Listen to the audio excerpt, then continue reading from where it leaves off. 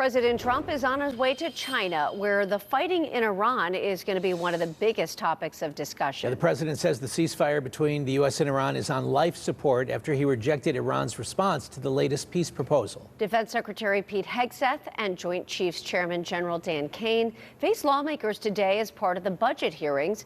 Natalie Brandt has more details from the White House.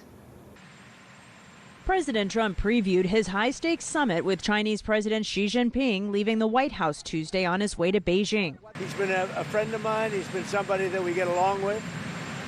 And I think you're going to see that good things are going to happen. This is going to be a very exciting trip. But the war in Iran looms over the trip. China is the top purchaser of Iranian oil and could pressure Iran to make a deal. No, I don't think we need any help with Iran.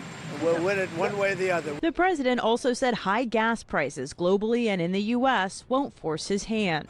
I don't think about American financial situation. I don't think about anybody. I think about one thing. You cannot let Iran have a nuclear weapon. That's all.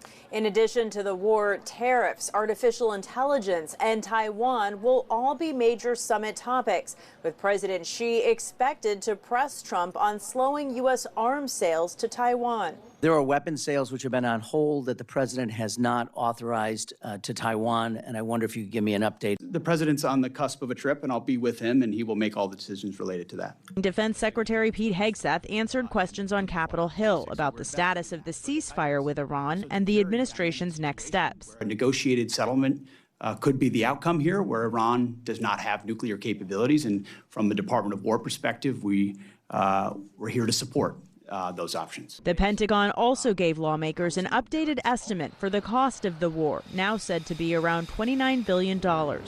Natalie Brandt, CBS News, the White House.